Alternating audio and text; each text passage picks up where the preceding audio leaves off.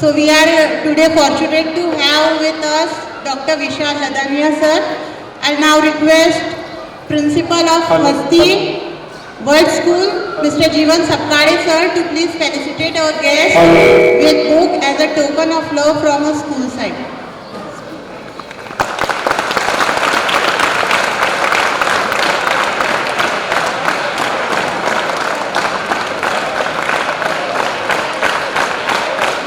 Thank you sir.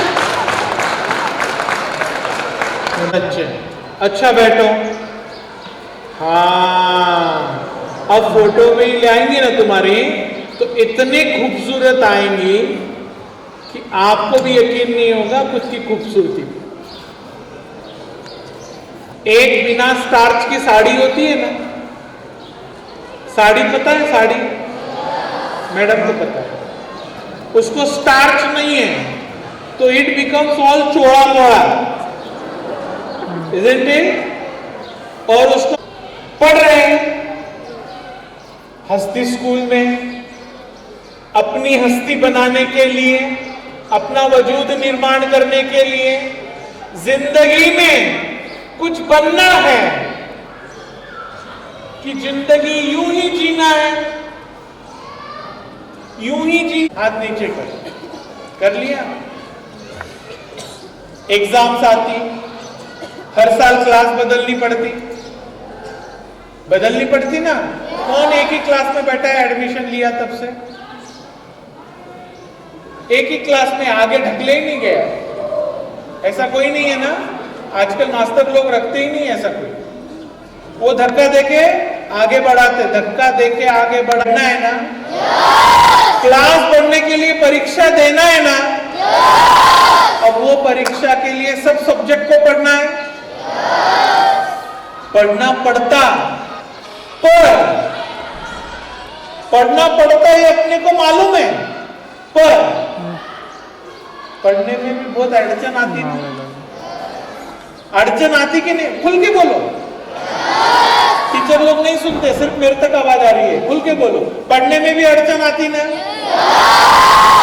कैसे? जैसे 5 subject, for example English, science, math, history, geography, 5 subject. 2 एकदम करीब के लगते और 3 बेकार लगते। किसको 3 करीब के लगते, 2 बेकार लगते? होता ना ऐसा? के ऊपर गूगल अंकल से पूछ के करते है ना, है ना। पर मोबाइल में डिस्ट्रैक्ट होते कि नहीं होते? पीछे वाले होते ना। फिर हम दोष किसको देते हैं? सच्ची बोलो, टीचर बैठे हैं यहाँ पे, सब दोष किसको देते हैं? बच्चे को या मोबाइल को? किसको? मोबाइल को। जबकि मोबाइल ऐसी एक यंत्रणा है, अगर वो नहीं होता तो मैं और कैलाश भाई बिना मिले जुड़े हुए नहीं रहते। बरोबर है ना सर? बरोबर है ना?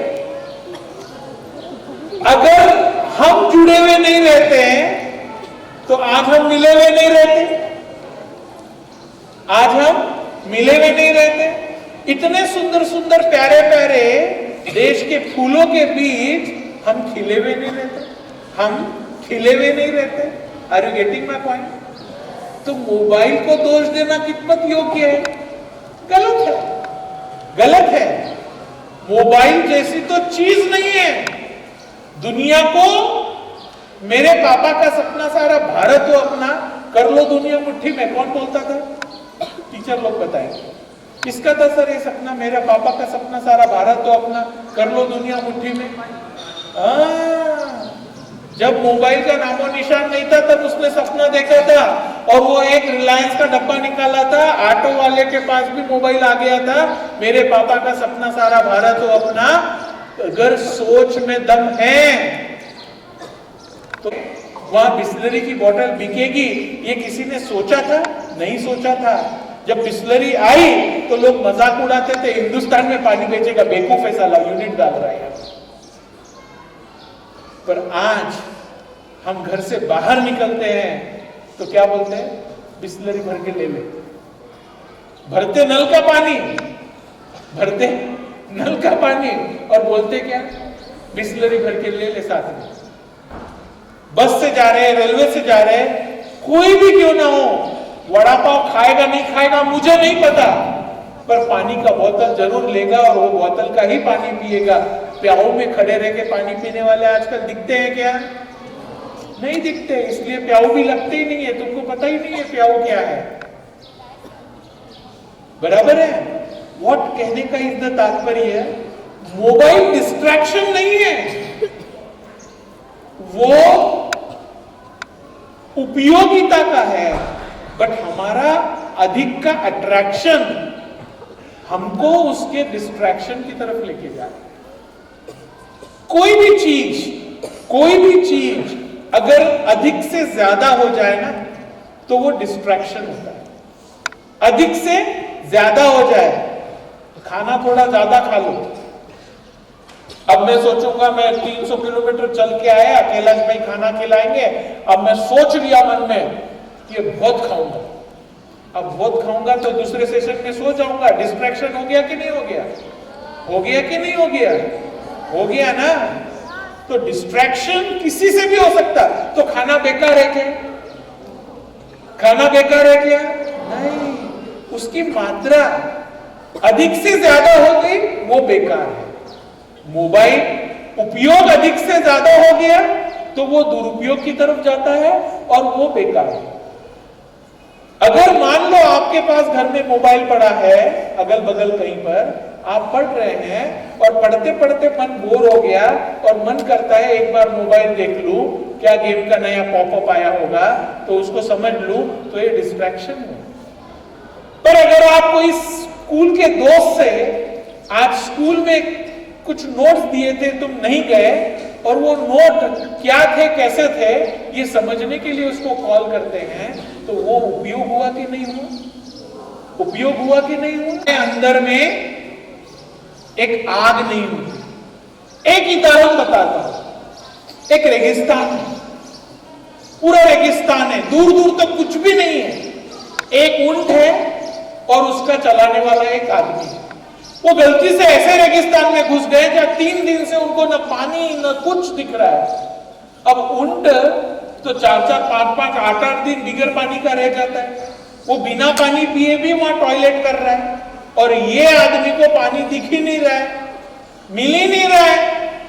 इसको अभी 3 दिन हो गए, खाना नहीं, पानी नहीं, कुछ नहीं, उसकी हालत कैसी होगी बताओ? कैसी होगी? उसको क्या चाहिए आज? उस समय की जरूरत में उसको क्या चाहिए? उसके लिए पानी कितना बड़ा प्रश्न है कि नहीं है? है ना? है ना? अब वो पानी नहीं मिलने की वजह से व्याकुल है, तो वहां वो क्या करेगा बताओ? एक्सट्रीम लेवल पे जाके उसके साथ सिर्फ एक ऊंट है, मार के क्या करेगा? उसके अंदर क्या पानी स्टोर रहता है क्या? हाँ बोलो, हाँ हाँ बोल बोल बोल, हाँ बोल बेटा।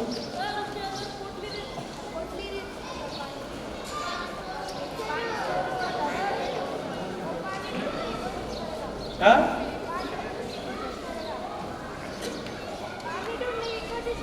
पानी नहीं मिल रहा है, वहां पानी नहीं है, खाली ऊंट है। सर कोई भी बोल सकते हैं, और जोर से बजाओ। सोच में भी सोच ला सकते हो क्या कि वो ऊंट के टॉयलेट ले लेगा पानी के जगह? आपको बोला जाएगा ये ऊंट खड़ा है, पानी नहीं पीना है, टॉयलेट ले लो, will you? No. But that point of time, that extremity जो आज हम नैसर्गिक रूप से आरामदायक वातावरण में जो सोच भी नहीं सकते, जो सोच भी नहीं सकते, वो क्रिया उसको करनी पड़ेगी ना, करनी पड़ेगी ना, करनी पड़ेगी ना। व्हाट इज द कहने का तात्पर्य है, जरूरत आविष्कार की जननी होती है। डिस्ट्रैक्शन से बचना, अच्छे लगो ना लगो सब्जेक्ट को पढ़ के एग्जाम देना, अच्छे अच्छे अंक लाना, ये सबके लिए बराबर में क्यों नहीं होता है? उसका केवल और केवल एक वजह होती है कि उसके पास कोई वजह ही नहीं है तो वो पढ़ेगा क्यों? वजह ही नहीं है, एम नहीं है, एमलेस लाइफ, सॉरी टू से, इज अ शेमलेस लाइफ। अगर आपके पास कोई स्ट्रॉन्ग रीजन नहीं है तो लगता होगा मैं बिजनेस कर लूं, लगता होगा अब बिजनेस करना है तो पढ़ाई थोड़ी लगती है, ऐसी सोच है, ऐसी सोच है। बट बिजनेस इज समथिंग जो किया नहीं जाता है, जो हो जाता है। कैलाश भाई सही कह रहा हूं क्या?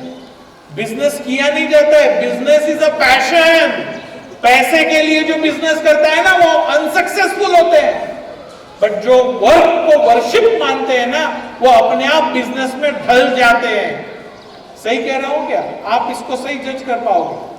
जो खुद को वर्क इज वर्शिप में पैशनेट कर लेते हैं ना वो बिजनेसमैन बन जाते हैं। नहीं तो क्यों इतनी तफावत रहती कि एक चाय बेचने वाला भी बिजनेसमैन होता है और एक चाय के बागान खरीद के चाय पत्ती बेचने वाला भी तो बिजनेसमैन ही होता है। फिर वो इतना सक्सेसफुल और ये इतना कम सक्सेस, ये कैसे होता है? ये तो दिन रात रोता है और वो बागान पे बागान खरीदता है, ये कैसे पॉसिबल है? ओनली बिकॉज उसका हार्डवर्क, उसका पैशन उसको बिजनेसमैन बना दिया। और आप फोकस्ड रहेंगे तब पैशनेट रहेंगे, और उसके लिए जरूरत है वजह। अगर वजह ही नहीं है तो आप करोगे क्या? करोगे क्या? पढ़ना है, मम्मी पापा भेजते बोलते स्कूल में आना है, टीचर लोग पढ़ाते बोल के पढ़ना है, डांटते बोल के होमवर्क करना है, एग्जाम में मार्क लगते हैं मिनिमम क्राइटेरिया से पास होने को, इसलिए एग्जाम लिखनी है। अगर ऐसी सोच रखोगे तो आप बड़े आदमी बनोगे? बनोगे? अब कितने लोग बड़े बनना चाहते हैं बताओ? कितने लोग बड़े बनना चाहते हैं बताओ? सब बनना चाहते हैं ना? हाथ नीचे करो। तो हर एक के पास वजह होनी चाहिए कि नहीं होनी चाहिए बड़ा बनने के लिए? और जब तक वजह नहीं रहेगी तब तक पृथ्वी की कोई ताकत आपको बड़ा नहीं कर पाएगी।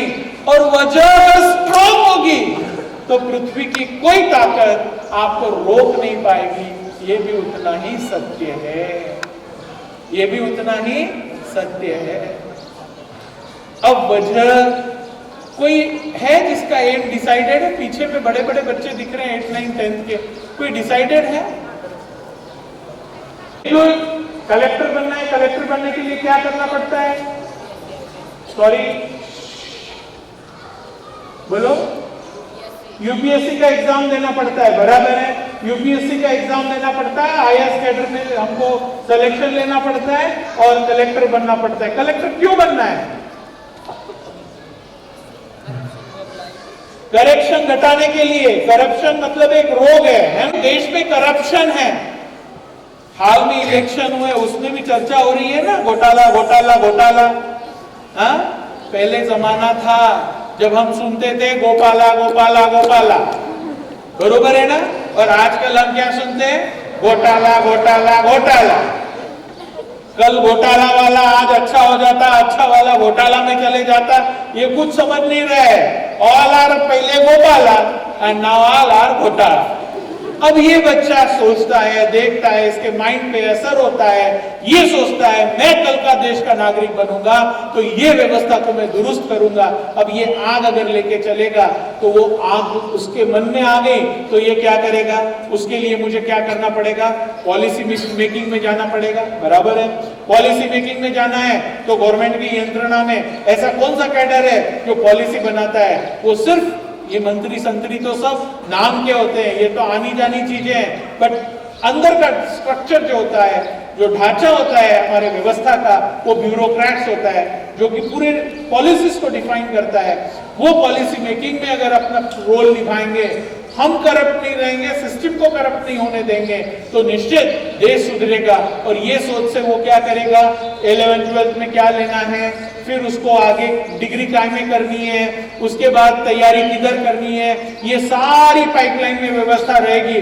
तो मुझे बताओ, वो 8वीं या 9वीं या 10वीं में अगर ये सोच बना लेता है तो वो 8वीं 9वीं 10वीं से ही फोकस्ड रहेगा कि नहीं रहेगा? रहेगा कि नहीं रहेगा? अब अगर वो 8वीं 9वीं 10वीं में फोकस रहेगा, अंगीकृत अंगीकृत अंगीकृत जर आपल्यामध्ये सुनियोजितता आपण जर निर्माण केली तर निश्चित पुढे चालून काय होणार आहे, ती वळण आपल्या शरीरात राहणार, मेहनतीला आपण कमी पडणार नाही और कोशिश करेंगे। अब कोशिश करने वालों की हार नहीं होती। सुनते ना हम ये, बैठ जाओ, सुनते ना क्या बोलते हैं अमिताभ बच्चन जी के पिताजी हरिवंश राय बच्चन, लहरों से डरकर नौका पार, कोशिश करने वालों की। अब मैं इसको थोड़ा सा अलग देखता हूं, समझो मेरी बात। मैं यहां खड़ा हूं, सक्सेस इधर है, मैं यहां पे, ठीक है, ठीक है। अब मैंने सोच लिया मुझे सक्सेस चाहिए, चाहिए, और मैं क्या कर रहा हूं, ध्यान देना मेरी तरफ, बहुत कोशिश कर रहा हूं, कोशिश कर रहा हूं, कोशिश कर रहा हूं, कोशिश कर रहा हूं, कोशिश कर रहा हूं, कोशिश कर रहा हूं, कोशिश कर रहा हूं। सक्सेस किधर मिल रहा है क्या? मिल रहा है क्या? मिल रहा है क्या? अरे आप ही ने तो कहा कोशिश करने वालों की हार नहीं होती। सक्सेस उधर था ना, उधर था ना, मैं किधर था? मैं इधर आ गया, रॉन्ग साइड आ गया, है ना? नजर हटी, नजर। बच्चे बहुत बढ़िया है प्राचार्य सर, मजेदार है आपका कार्यक्रम। कम समझाना पड़ता, ऐसी जगह मजा आता। नजर हटी। अब अगर मैं सिर्फ कोशिश करने की बात करके कोशिश करने लग जाऊंगा और दिशाहीन कोशिश करूंगा, मुझे पता ही नहीं मुझे क्या बनना है, और कोशिश कर रहा हूं सक्सेस नहीं मिलता, ये कर रहा हूं सक्सेस नहीं मिलता, चाय की दुकान डाल रहा हूं सक्सेस नहीं मिलता, बिस्किट बेच रहा हूं सक्सेस नहीं मिलता, और वो दूसरा देखो बूट पॉलिश करते करते जूते की दुकान डाल लिया, उसको सक्सेस मिल गया।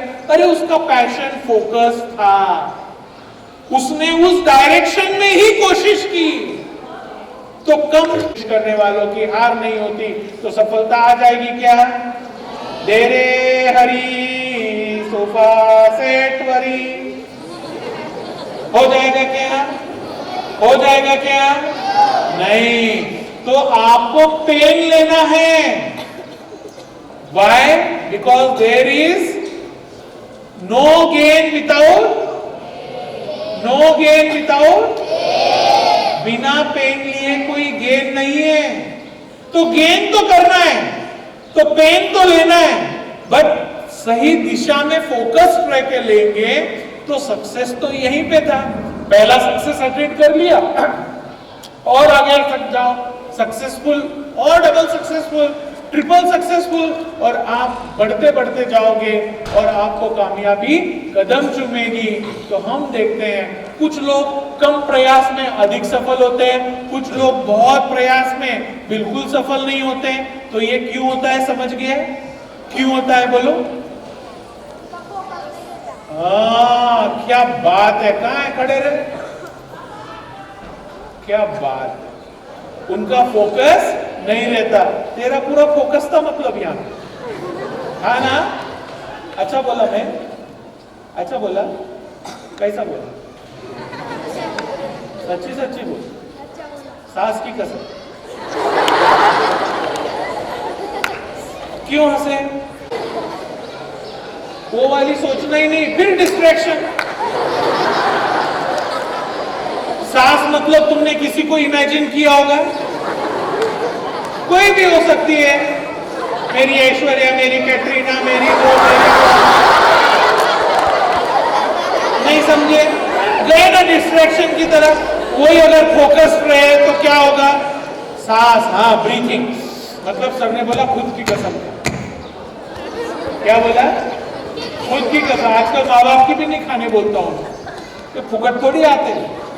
दुनिया में कोई तो अच्छा बचा है, पृथ्वी पे तो कोई नहीं है बेटा, एक ही चीज बची है बस, सच्ची कह रहा हूं। आखिरी बात है, जिंदगी में कुछ भी बनो ना बनो, अच्छे बच्चे जरूर बनना, क्योंकि जिसने हमको दुनिया दिखाई ना, उसके आंख में आंसू कभी मत लाना। अपने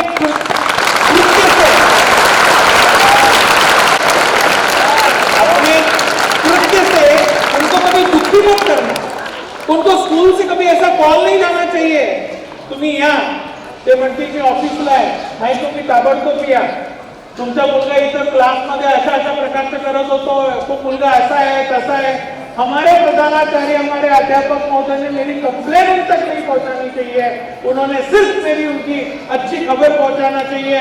आपका बच्चा मेरे स्कूल का बढ़ता सितारा है। ये जब माँ बाप के पास जाएगा ना, believe me, I am telling you, उनके उत्साह में इतना उमंग आएगा, इतना हर चीज आपके कदमों में लाके डालेंगे। रिमेंबर मी, हमारे कोशिश में उनका आशीर्वाद ये एक बहुत बड़ा सहभाग रहता है। इसलिए मैंने कहा कोशिश करिए पर एक डायरेक्शन में करिए, कोशिश करिए पर फोकस वे में करिए, कोशिश करिए पर अपनों का साथ लेके करिए, तो आपको सफलता तुरंत मिलेगी।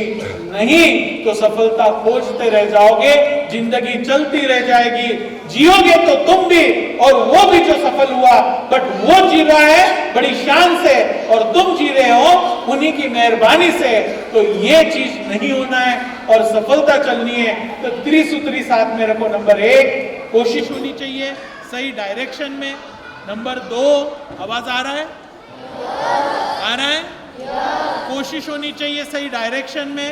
नंबर 2 कोशिश होनी चाहिए फोकस एम के साथ। और नंबर 3 कोशिश होनी चाहिए अपनों के सहभाग के साथ, अर्थात माँ बाप के आशीर्वाद के साथ। तो ये 3 सूत्री अगर आपने शिदोरीले के साथ में चले तो आपको दुनिया की कोई ताकत रुकावट नहीं बन सकती है। There cannot be any speed breaker for you and you will always see that the heaven is always yours.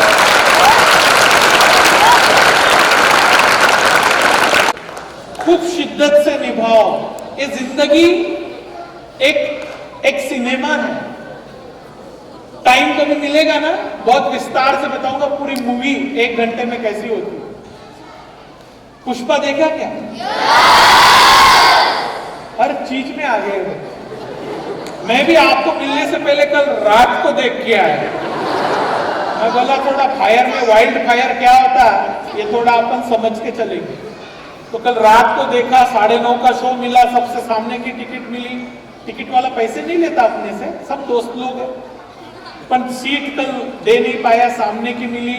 खाने में थोड़ा अच्छा भेज दिया तो कंफर्टेबल रहे। 1:30 बजे घर आया, 6 बजे आपके लिए निकला। Isn't it?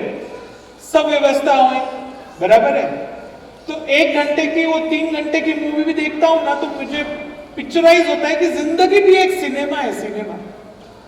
और हम उसके किरदार हैं। हम क्या है? किरदार है, एक्टर है, एक्टर।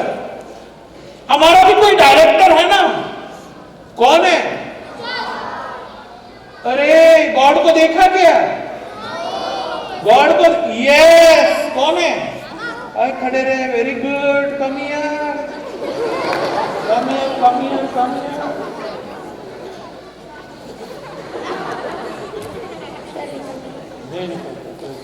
थोड़ा तो हस्ती का बच्चा है, दिखना चाहिए इसलिए। इसने कहा डायरेक्टर कौन है? जिंदगी का डायरेक्टर अपना माँ बाप है। जितना वैल्यू हम मूवी देखने के लिए, जितना वैल्यू हम मूवी देखने के लिए, ये थोड़ा बाद में घर पे बैठो मेरी याद करो, ठीक है? हंसी भी बहुत आएगी, ताली भी अपने आप बजने लग जाएगी। अभी थोड़ा कंट्रोल करते हैं, सांडू द्यायचं नाही, ठीक है? टाइम कम होने की वजह से। तो जब हम मूवी में भी डायरेक्टर कौन है देख के सोचते हैं इसका रेटिंग क्या रहेगा, ऐसे ही सोचते हैं ना सब लोग। कोणी निर्देशित केली आहे त्याच्यानुसार मूवी किती दर्जेदार असेल याचा आपण विचार करतो। तर जेव्हा 3 तासाच्या मूवीला डायरेक्टरला महत्व आहे तर आयुष्य निर्माण करणाऱ्या डायरेक्टरला किती रे महत्व असला पाहिजे तो तुमच्या लक्षात आला पाहिजे। आणि त्या आयुष्याचा किरदार म्हणजे एक कैरेक्टर म्हणून निभावताना बहुत शिद्दत से निभाना अपना किरदार, बहुत शिद्दत से निभाना अपना किरदार कि पर्दा गिरने के बाद भी तालियां बजती रहे, तालियां बजती रहे। Thank you. किसको किसको अच्छा लगा? क्या बात है। वो मेरे को खाना तभी खिलाने वाले थे जब आप सबके हाथ ऊपर होते थे। धन्यवाद, आज का भोजन मेरे को मिलेगा, हाथ नीचे। पर वो टोपी वाले भैया, व्हाइट टोपी नहीं, ब्लू टोपी, तुम हाँ तुम खड़े रहो। तुम खाली है ना बेटा? एक व्हाइट है, तीन टोपी है। बोलता अच्छा, क्या अच्छा?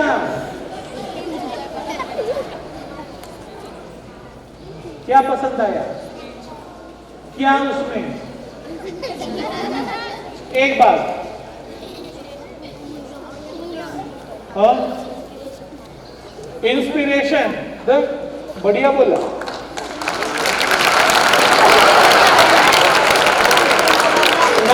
मैं मेरी तारीफ नहीं करवा रहा हूं बेटा, मुझे तो मालूम है मैं जाने के बाद तुम याद रखोगे मेरे को। मैं तुमको बोलता कर रहा हूं कि कुछ सवाल है तो पूछ लो,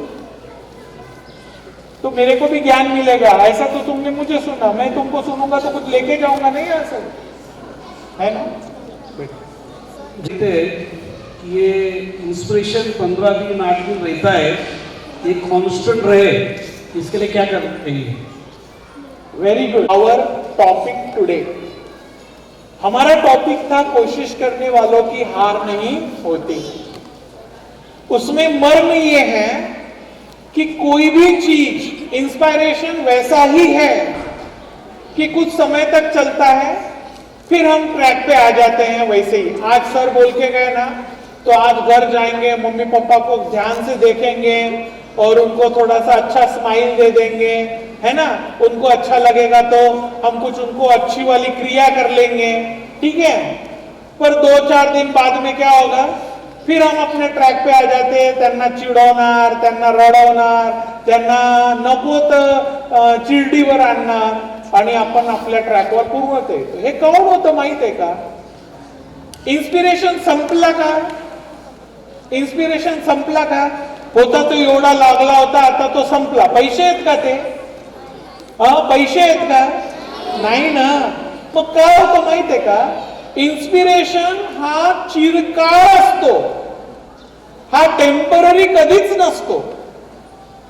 पण केव्हा जर आपला ध्येय, आपला एम, आपला फोकस निर्धारित असला तर आपल्याला तो सतत इन्स्पायर करत राहणार. तुम्हाला खोटं सांगत नाही. मला वाटतं कैलाश भाई में और आप शायद 5-6 साल बाद मिल रहे, कोरोना के बाद शायद पहली बार मिल रहे. 2000 सेकेंड सेंचुरी एम्बेसडर भाई साहब बने थे, तब की मुलाकात है. उसको हो गए अभी 7-8 साल.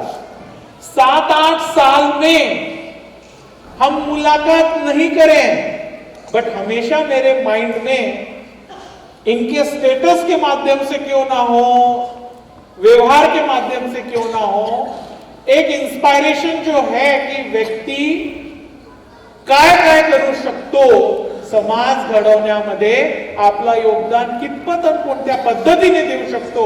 तर मी जर समजा त्यांना त्या दृष्टिकोनातून रोल मॉडेल गृहीत धरला आणि माझा ध्येय, माझा फोकस त्या दिशेने असला, तर मी ते प्राप्त करू शकतो की नाही शकतो? करू शकतो. बरोबर आहे. आणि जर मी त्या फोकस नसेल तर रस्त्यात अनेक डिस्ट्रॅक्शन येतात, मग मी 2 दिवस बघणार आणि मग पुन्हा पूर्ववत येणार. तो इंस्पायरेशन ये चिरकाल होता है sir. Only required is focus. अगर फोकस नहीं है, अगर आपका focus, very simple, teachers are here. Teachers, don't you require inspiration? Don't you require? अरे ये बच्चे तो पहली बार 6ठी 7वीं 8वीं में आते हैं, आप तो हर साल वही पढ़ाते ना, हर साल वही पढ़ाते हैं.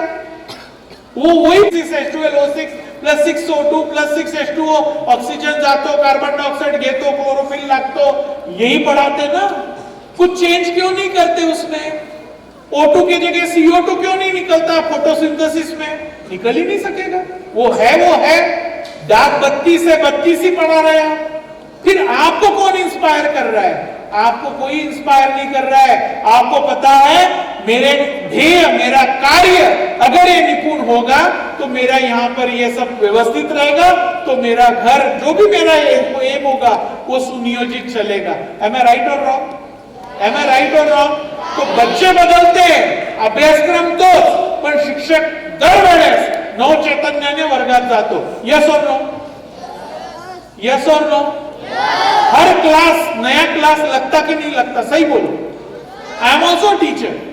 एवरी क्लास, और जिस दिन हम बिना मन के क्लास में गए, हम बाहर निकलने के वक्त समझ जाते आज चांगला नहीं गेला क्लास। होतं की नहीं होतं सांगा बरं?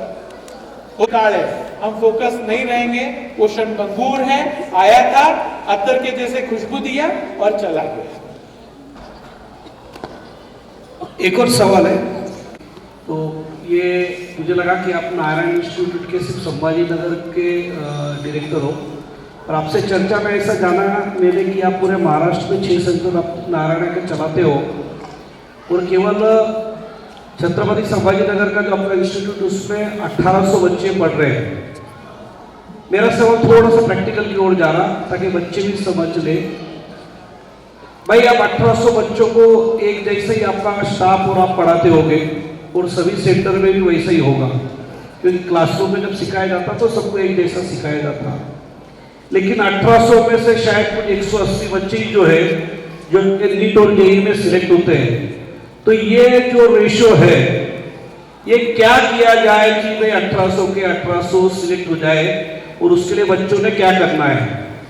आपका एक्सपीरियंस क्या किया? ऐसा क्यों होता? पहले बेसिक पहला तो सवाल ये कि 1800 में से 180 बोलो, 200 बोलो, 90, 100 बोलो, इतने क्यों सिलेक्ट होते, बाकी क्यों नहीं सिलेक्ट होते? आपका ऑब्जर्वेशन क्या है over the year? Listen carefully. एक क्लास में 60 बच्चा बैठता है, XYZ टीचर जाके पढ़ाता है, 6 बच्चे उसमें से रिजल्ट निकलते हैं, दूसरे बैच में से 10 बच्चे निकलते हैं, कहीं से 4 बच्चे निकलते हैं, बराबर है? 6 बच्चे निकले, टीचर मास्टर जी क्रेडिट लेते हैं ये मेरे बच्चे हैं, तो बाकी के बचे हुए 54 भी तो उन्हीं के, 54 भी तो उन्हीं के। इसका पूरा सॉरांसर एक लाइन में मैं बता रहा हूं, जिसके अंदर पूरा मर्म छुपा है। किसी के पढ़ाने से कोई नहीं बनता, किसी के पढ़ाने से कोई नहीं बनता, स्वयं के पढ़ने से हर कोई बनता।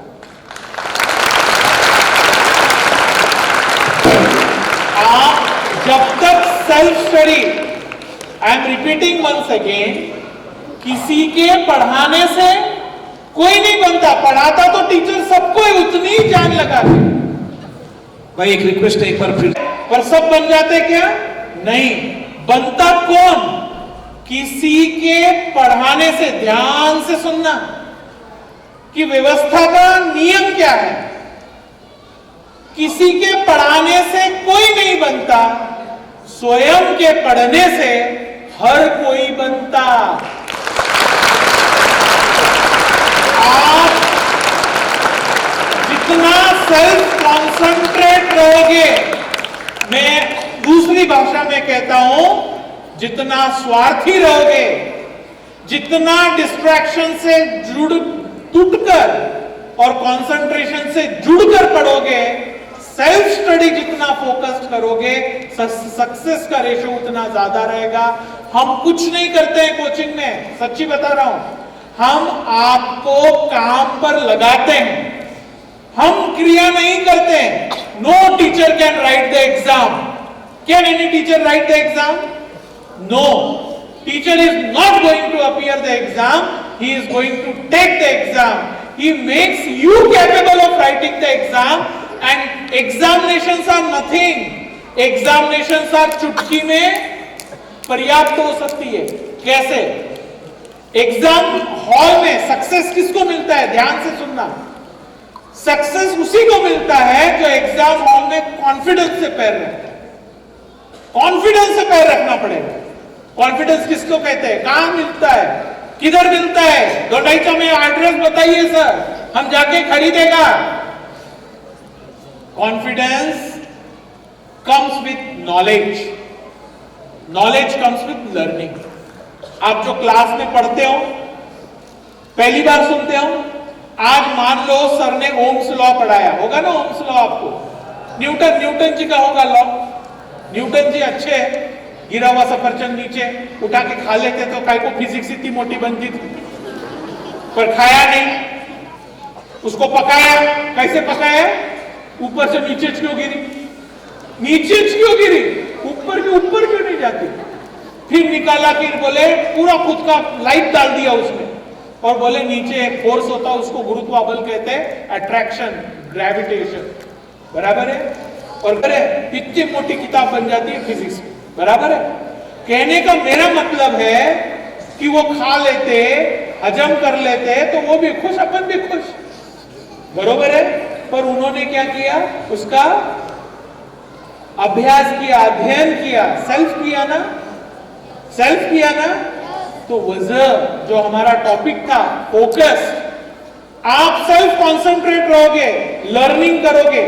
आज सर पढ़ा रहे न्यूटन्स का लॉ, आपने तो पहली बार सुना होगा, पहली बार सुना होगा ना, सर ने बोल दिया और आपको समझ गया, होता है क्या ऐसा, सर ने बोल दिया और सब कुछ समझ गया, होता है क्या ऐसा, अरे सर ने बोला और कुछ नहीं समझा, ऐसा भी होता है क्या, कुछ नहीं समझा, हाँ एकदम बरोबर बोला, थोड़ा थोड़ा समझता, थोड़ा थोड़ा नहीं समझता, इसको बोलते क्लास में प्रेजेंट रहना। कुछ कुछ पेरेंट आते, मेरा बच्चा ना सर ब्रिलियंट है, एकदम जेनेटिकली बहुत ही ब्रिलियंट है, खुद का नाम खुद का वो कर लेते हो, लिपापोती, जेनेटिकली बोलते आजकाल वर्ड लई वो करतात पेरेंट। तुमचं पण अनुभव असेल, येतात काही माबाप असतात, स्वतःची तारीफ कशी करतात, जेनेटिकली लई पॉवरफुल आहे मुलगा, चांगल्या चांगल्या क्लासमध्ये जेवढे मार्क घेतो ना तेवढे तुमचा अभ्यास ऐकूनच घेतो, घरी काहीच करत नाही, असे मुलगा कुठेही टिकणार नाही, कुठंच टिकणार नाही। घोकंपट्टी करून डोक्याची एक मर्यादा आहे, तेवढंच आपण प्रेझेंट करू शकतो, पण त्याला जर आपल्याला पुढे घेऊन चालायचंय तर घरात आज शाळेमध्ये जे विज्ञानच्या सरांनी शिकवलं ते पुन्हा जाऊन अध्ययन करणं, काय अडलं काय नडलं हे आपल्याला कळतं आणि ते नॉलेज आपल्याला त्या दोन्ही लर्निंग मधून येतं। ते पहिला झाला कॉन्फिडन्स साठी नॉलेज, आणि दुसरा की शिकल्यावर काय अडतंय काय नडतंय कसं करणार, प्रॅक्टिस करू। सरांनी 2 उदाहरण वर्गात सॉल्व केले, 4 उदाहरण घरी दिले, आपण काय करतो, दूसरे बच्चे की कॉपी लेते, उसने किया क्या, अपन टेपा टेपी करते, वो कैसे करता, गुरु किल्ली से करता, वो कैसे करता, गूगल से करता, वो टेपा टेपी जिधर उधर से आम्ही क्लरिकल वर्क करतो। आणि जर आपण त्याच्यामध्ये फोकस राहून जर आपण त्यावरती वर्क नाही केला, स्वतःहून अध्ययन नाही केलं तर ते प्रॉब्लेम्स आपल्याला कळणार आहे का, नाही कळणार। हे सिली मिस्टेक आहे ना, हे बातम्यावाले म्हणतात ना सूत्राच्या माहितीनुसार, सूत्राच्या माहितीनुसार, हे सूत्र कोण आजपर्यंत कळले का, कळले का, नाही कळले ना। तसंच हे सिली मिस्टेक आजपर्यंत कसं होतं हे कळलं नाही आपल्याला। हे सूत्र आणि सिली मिस्टेक दोन्ही सारखे, अदृश्य आत्मा, बरोबर आहे। हे फक्त प्रैक्टिस नसल्यामुळे होतं, तर एग्जाम हॉल में कॉन्फिडेंस कैसे आएगा, नॉलेज प्रैक्टिस दोनों साथ में रहेंगे। एग्जाम में जाओ बिंदास, पुष्पा मूवी देखने जैसे जाते हैं ना वैसे, खाए वाले भी रहे तो एक टप भर के पॉपकॉर्न, एक अटर, जठर, सॉरी गटर नहीं जठर, जठर बोलते ना मराठी में, हाँ जठर, मैं गटर बोलती, बरोबर है, बरोबर, ठीक है सर।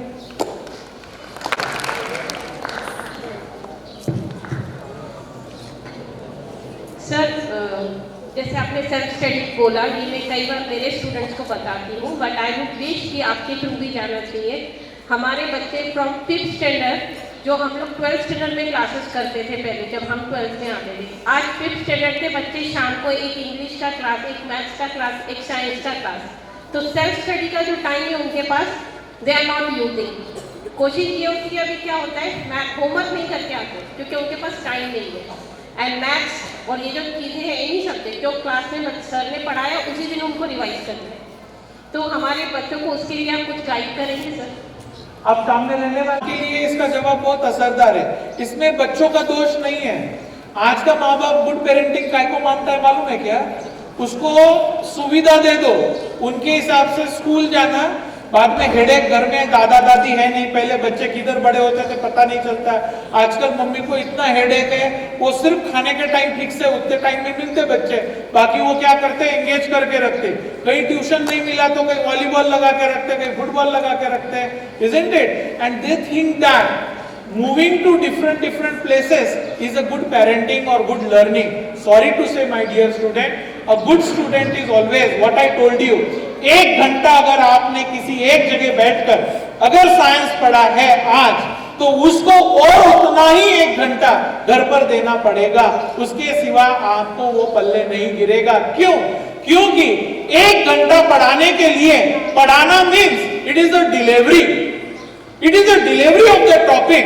वो जो टीचर आकर क्लास में पढ़ाता है, अगर वो मैं झूठ बोल रहा हूं तो मुझे रोक देंगे टीचर लोग, वो कई बार पढ़ा चुके हैं, बराबर है, कई बार पढ़ा चुके हैं, उसके बावजूद आज पढ़ाने के पहले एक काबिल अच्छा टीचर घर पर पढ़कर आता है। सर सही है कि गलत है? सही है कि गलत है? आपको पढ़ाने के पहले वो लेसन प्रिपेयर करके आता है, वो कई बार पढ़ा चुका, उसके बाद पढ़ाने के लिए प्रिपेयर किया, और फिर भी उन्होंने डिलीवरी के लिए 50 मिनट 40 मिनट जो कुछ लिया होगा लिया, और हम पहली बार बैठेंगे और सुन लेंगे और सब समझ जाएगा। ये हो सकता है क्या? नहीं हो सकता। उसको डबल ऑफ इट्स टाइम घर पे देना पड़ता।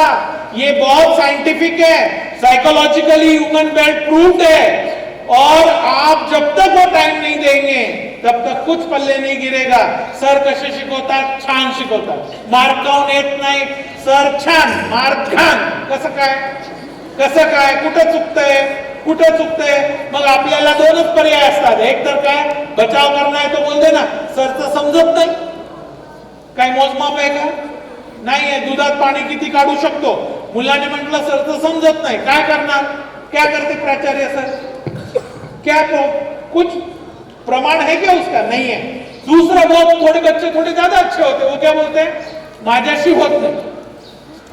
हे पण एक चांगले, तो होतच नहीं आता, वो क्या बोलते हैं, 1 या 2 बच्चे तो है आजकल, वो भी तो परेशानी है।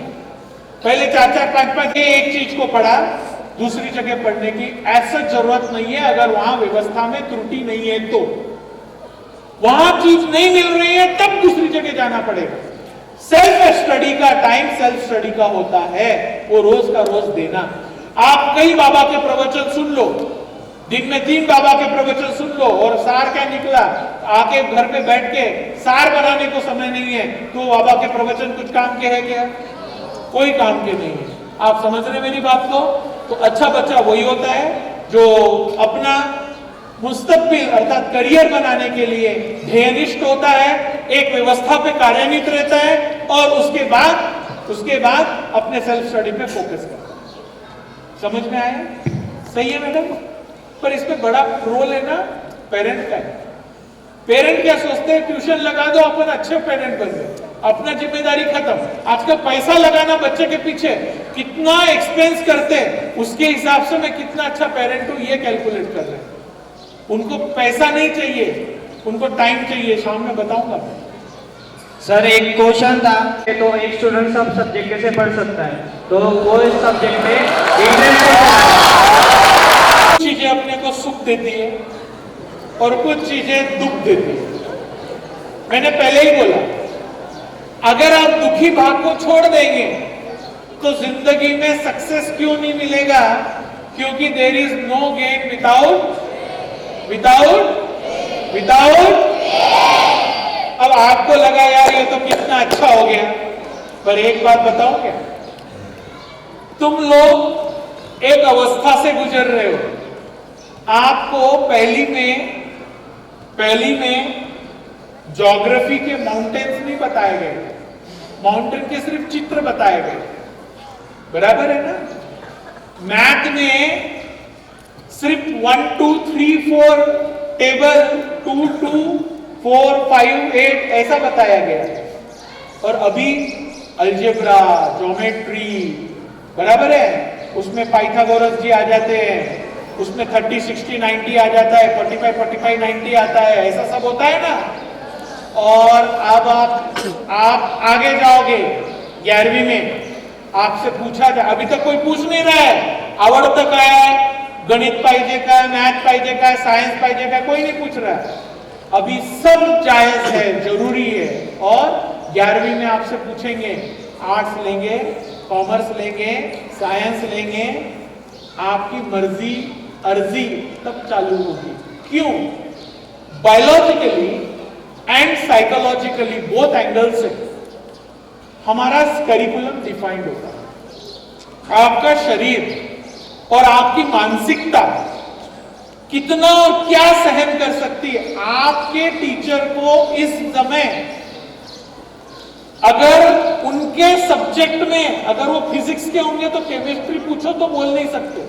अब मेरे को पूछो ना, बायोलॉजी मालूम है ना सबको, बायोलॉजी मालूम है ना, मेरा स्पेशलाइजेशन जूलॉजी में है। तो मेरे को बॉटनी का किसी ने पूछा तो 2 मिनट के लिए तत्पप करना पड़ता, नहीं समझे। जबकि biology and botany and zoology एक ही पप्पा के 2 बच्चे, मतलब बायोलॉजी के ही है ना, बायोलॉजी के ही है ना। अरे यस और नो? पर अब वो वैसे ही हो गया, बॉटनी मेरे लिए वैसा ही हो गया जैसे अपने घर पे अगर अंकल आए तो मम्मी पूछती है ना कौन आया, अपन बोलते हैं मम्मी गेस्ट आए, नहीं फोन पे चल रहा है मम्मी का, और अंकल आ गए, हम बाजू में बैठे हैं, मम्मी बोलती मैं नंतर कॉल करते घड़ी गेस्ट आए, बरोबर। अंकल आए तो मम्मी क्या बोलती है आजकल, घड़ी गेस्ट आले। तो वैसे ही मेरे लिए बॉटनी क्या हो गया, गेस्ट हो गया, और जूलॉजी मेरा क्या हो गया, बेस्ट हो गया, बराबर है। तो आप जैसे जैसे बढ़ते हो ना बेटा, कौन था वो, आप जैसे जैसे कक्षा में बढ़ोगे, कहां गए, हाँ तो इतने दूर, अच्छा माइक के लिए आया था, बैठे थे बैठे थे। जैसे जैसे आप बढ़ोगे वैसे वैसे आप स्पेशलाइजेशन की तरफ बढ़ते हो। आपका ग्रहण क्षमता सखोल हो सकता है, ब्रॉड नहीं रह सकता। आप समझ रहे हैं? आप history, geography, science, maths, English, Hindi, Sanskrit इस उम्र में लेके चल सकते हो, उस लेवल तक का, पर आप उसको हमेशा के लिए लेके नहीं चल सकते। हमेशा के लिए आपको कॉन्सेंट्रेट होना पड़ेगा।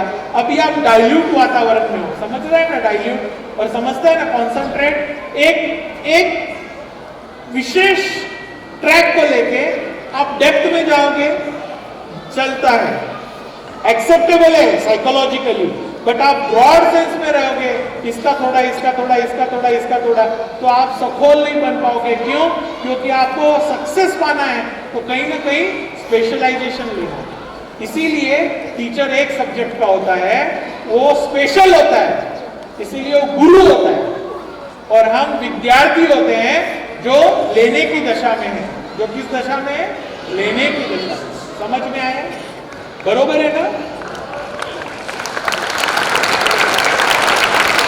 बेल बज गई, मुझे तो कोई प्रॉब्लम नहीं है, मुझे तो कोई प्रॉब्लम नहीं है, पर शायद प्रशासन के हिसाब से हमको रुकना पड़ेगा। आपको एक सेशन एक्सप्लोर में हुआ, एक सेशन अभी हुआ, एक सेशन इस बात में टीचर लोगों के साथ में और शाम को पेरेंट के साथ में।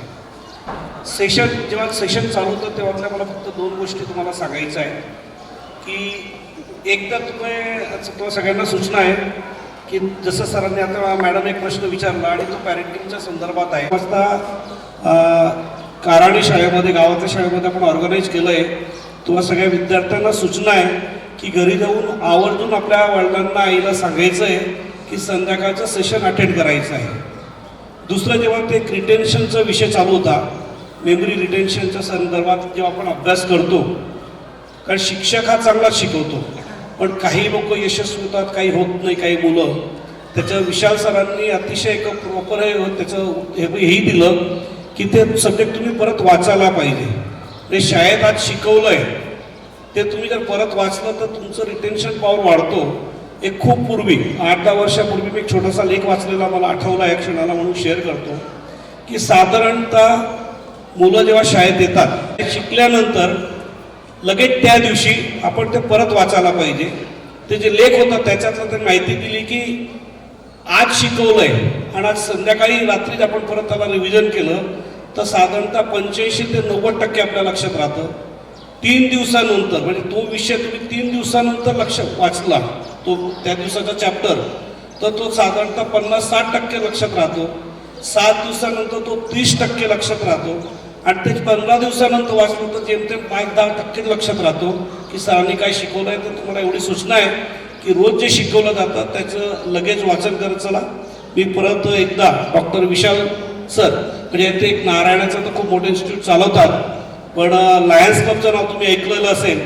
लायन्स क्लबच्या डिस्ट्रिक्टमध्ये अतिशय महत्त्वाचं दरवर्षी त्यांचे एक मोठं कार्य असतं आणि माझी त्यांची ओळख लायन्समध्ये झाली आणि फक्त ती ओळखली झाली. मी विशालला बघून नेहमी इन्स्पायर होतो की अरे हा माणूस काय काय करतो.